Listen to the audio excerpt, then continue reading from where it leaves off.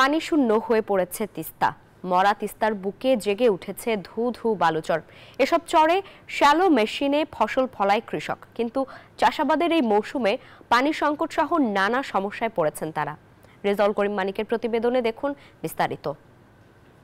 সেচ দিয়ে পানি দিতে হয়, এটা আমাদের মহা অসুবিধা এবং মহা কষ্ট, পয়সার ব্যয়।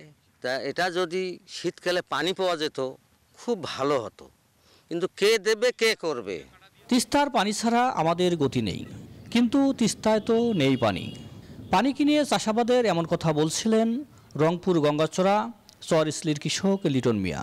একদিকে পানি নেই, অন্যদিকে সার ও শ্রমিক সংকট।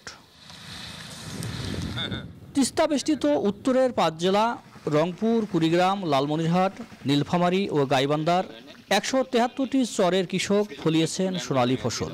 ফসল ফলাতে শুরুতে চরম বেকায়দায় পড়েছেন চাষিরা, কেননা পানিতে ফসল ফলানো এখন এক কষ্টের ব্যাপার। পানি নাই, তেলের দাম সরকার বাড়াইছে, এখন আরবার পানি সেকশন 100 টাকা ঘন্টা, এবার লাগাইছে 150 টাকা ঘন্টা। পানি নাই, ওই যে শ্যালো থেকে পানি কিনি নিয়ে কেতক্ষণ ক্ষেত বাড়িতে দেই। এই সময় পানি থাকার কথা, পানি নাই। এখন শ্যালো না চেঁচিয়ে পানি তুলি আবাদ করতেছে, আর না করেও তো পারা যায় না। এখন এই খরচা আমাদের টাকা উঠবে না, আবাদ করিও। মহাপরিকল্পনা হাতে নেয়, নদীকরণ করে, তাহলে আমাদের অনেক সুবিধা হবে। তিস্তা বাঁচাও নদী বাঁচাও সংগ্রাম পরিষদ বলছে, এখনই ক্যাপিটাল ড্রেজিং এবং মহাপরিকল্পনা বাস্তবায়ন না হলে এই অঞ্চলের কৃষিতে মহাবিপর্যয় নেমে আসবে। বিস্তৃত তিস্তার চলে যে 10,000 হেক্টর জমিতে চাষাবাদ, সেই চাষাবাদ সেচের উপর নির্ভরশীল। এই মহাপরিকল্পনা বাস্তবায়ন করা এখনো জরুরি।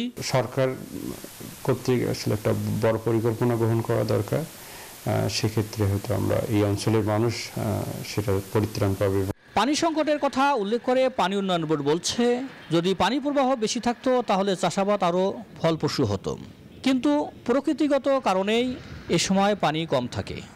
তিস্তাকে বাঁচাতে হলে দ্রুত মহাপরিকল্পনা বাস্তবায়ন করে নদী খনন জরুরি, অন্যথায় উত্তরাঞ্চল মরুকরণের দিকে চলে যাবে। তাই এই অঞ্চলের মানুষের দাবি, তিস্তা দ্রুত খনন করে তিস্তাকে বাঁচানো হোক এই অঞ্চলের মানুষকে। রেজাউল করিম মানিক, নিউজ 24, তিস্তা পার, রংপুর।